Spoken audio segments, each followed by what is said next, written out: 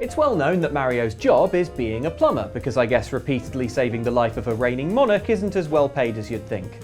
But that's not to say Nintendo's moustache-wearing mascot doesn't branch out. Indeed, the entrepreneurial Mario has held down a wide variety of jobs in his time, many of which will leave you shaking your head in confused disbelief. Here are the weirdest jobs that Mario's ever had.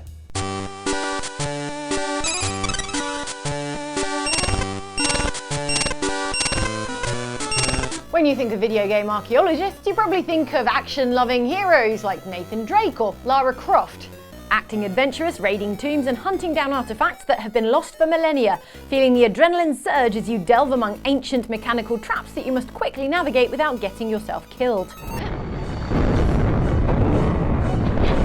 Mario is here to ruin all that. In the 90s puzzle game Mario Picross, Mario presents a much less exciting view of archaeology, albeit while dressed in appropriate artifact hunting gear, complete with little pith helmet. That's pith helmet, pith with a th. I'm sure when he needed to go, he went in the bushes, not in his helmet.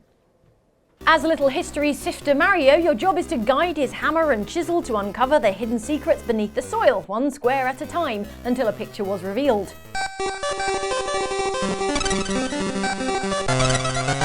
An activity made trickier by the fact you had only these cryptic lists of numbers along the side to guide you, which tell you how many squares in each row or column should be filled in order to reveal the buried treasure.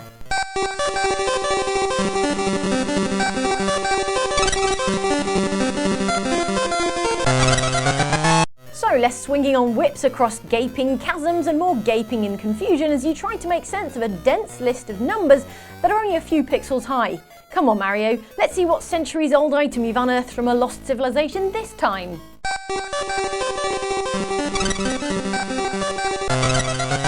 A car? Okay, well, to be fair, that is a pretty significant find. The folks at Mini Mario Toy Company have announced the grand opening of Super Mini Mario World, a theme park based on their runaway hit toys, Mini Donkey Kong, Mini Toad, and Mini Peach. We already knew Mario had a ruthless business mind. How else do you explain his ape trafficking business? That ape's pelt will fetch a fine price. But that's only scratching the surface of Mario's business ambitions, as we soon discover in Mario vs Donkey Kong for the Game Boy Advance. In which, we are informed, Mario has channeled his wealth and popularity into founding the Mario Toy Company, which sounds adorable, although bear in mind, this corporation's monolithic headquarters are introduced with the following familiar yet extremely foreboding audio cue.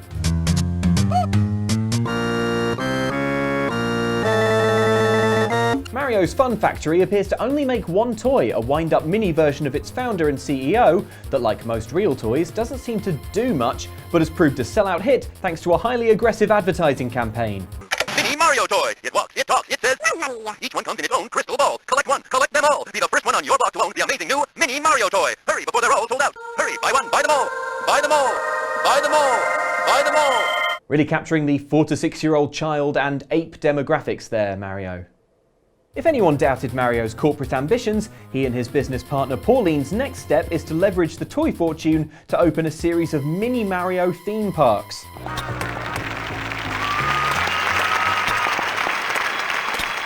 Which are never mentioned again in any of Mario's subsequent adventures, suggesting the embarrassing financial collapse of his business empire. Probably had to be bailed out by Princess Peach. Bet she took it right out of the Toad pension fund. That's why Toad's still working. He's 75 years old.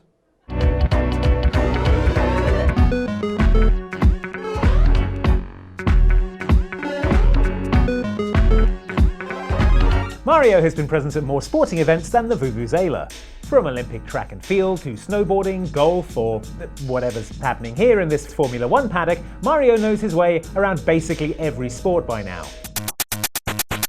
But probably the most bizarre moment in his athletic career is as a basketball player in NBA Street v3, a 3-on-3 streetball game that also saw New York hip-hop group the Beastie Boys feature as playable characters.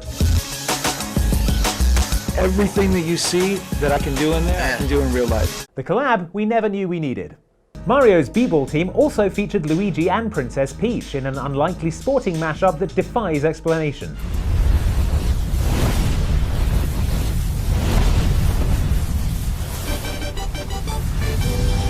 At least Mario's diminutive stature compared to his fellow players, many of which were real-life NBA stars, is broadly consistent with how he appears in more well-known games, i.e. roughly waist-high to a normal human.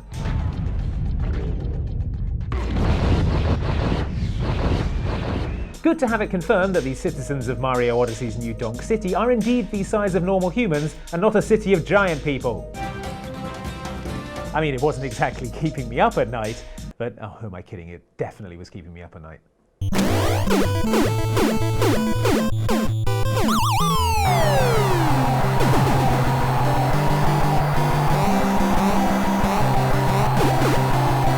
Punch-Out was a boxing game not afraid to break the rules, whether in regards to fighting game conventions of the era or the number of exclamation marks that are ever strictly necessary. Besides, knowing the rules is very important in boxing, especially when you're a young upstart like playable character Little Mac, who's looking to forge a fighting career by taking on the toughest opponents in the World Video Boxing Association. And guess who's there to enforce the rules in these bouts? Yes, it's Mario, taking a break from his usual business of rescuing princesses and fixing sinks to hop into the ring and declare a technical knockout, for example, which is when a fighter would be at risk of serious injury should a bout continue.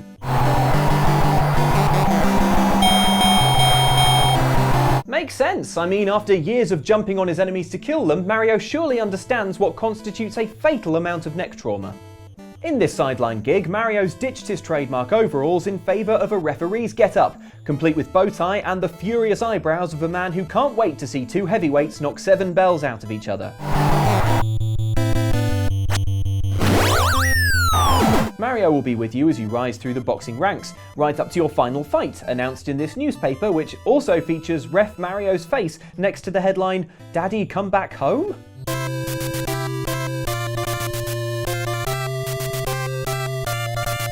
Wow, Punch-Out, you are just full of surprises. Mario put aside his refereeing duties for later Punch-Out games, although Little Mac himself returned several times, most recently in Smash Bros. Ultimate, where he appears as one of the many fighters from Nintendo's back catalogue.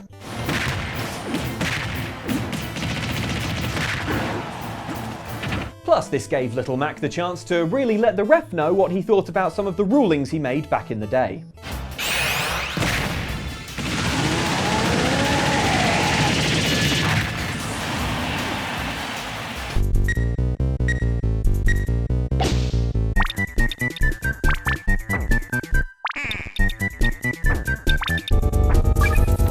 Being a doctor is a demanding job because life and death hang in the balance. A lot of people depend on you and you have to wash your hands like every day. Seriously, who has time?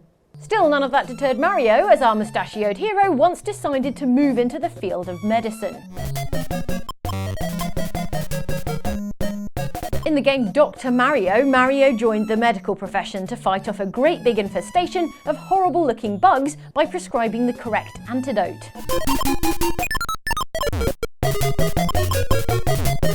Which by Mario logic means throwing a bunch of head-sized pills at them while wearing a white lab coat and having a CD stuck to his forehead.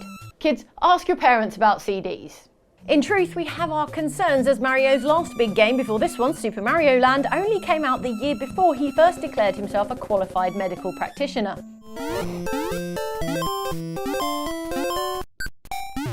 Unless he'd been taking night classes around plumbing and ain't bothering, Mario could have at most spent 14 months studying to be a doctor.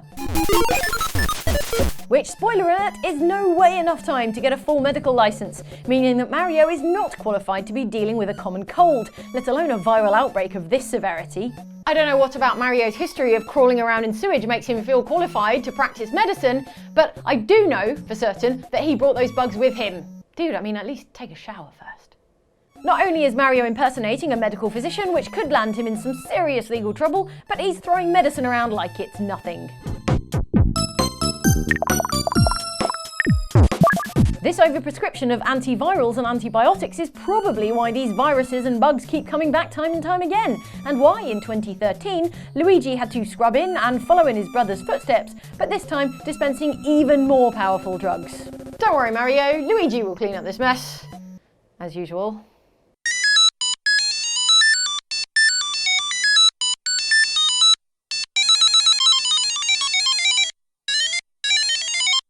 You might think Mario's only experience with war was his time spent in the console wars, in which his opponent was nothing more frightening than a blue hedgehog. But in fact, Nintendo's mascot harbours a darker military past, one that dates back to his time on the Game & Watch series of LCD handhelds. In the game Mario's Bombs Away from 1983, we meet a uniformed Mario whose job is to haul explosives across a battlefield without exploding both himself and his fellow troops.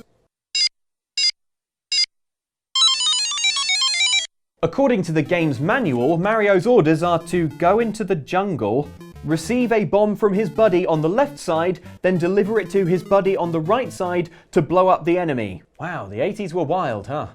Making Mario's task harder are enemy troops in the trees waving torches that, if Mario isn't careful, will fatally connect with the fuse on the bomb he's carrying. Meaning Mario must wrap his head around the constantly shifting positions of all 5 soldiers in this fiendishly difficult test of timing. To be fair, it's not the kind of guerrilla warfare that Mario's used to. I'm not even sorry. As if that wasn't enough, another deadly flame moves along an oil slick at Mario's feet, lit by a fellow soldier who's lying on an actual oil drum while smoking a massive cigar, in what is probably the most nihilistic imagery to ever feature in the Mario universe. At least until this fan theory I just made up that the entirety of Mario Sunshine takes place inside the mind of an unconscious Mario moments before he's digested by a piranha plant. Jesus Christ!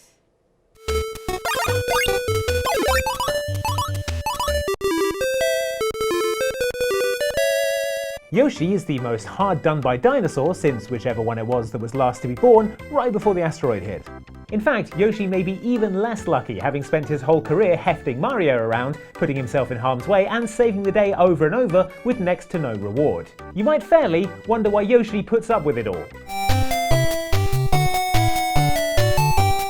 The answer? Occasionally, he is allowed to gorge himself on cookies. For proof, consider Yoshi's Cookie, a puzzle game for the NES that involved sorting piles of Yoshi's snacks into matching rows. And which unlucky kitchen professional was responsible for overseeing this mayhem? Why, Chef Mario, of course. Dressed in full chef's whites, a kitchen-ready Mario operates the game via 2 levers, spinning a grid of confection until the level finally ends, which, judging by the panicked look on Chef Mario's face, is something that can't come soon enough. Going by his wide-eyed stare, we reckon Mario couldn't wait to quit this weird side gig. Not to mention the fact that every few levels, he would spectacularly fail to catch a runaway cookie. God, I hope Princess Peach didn't see that.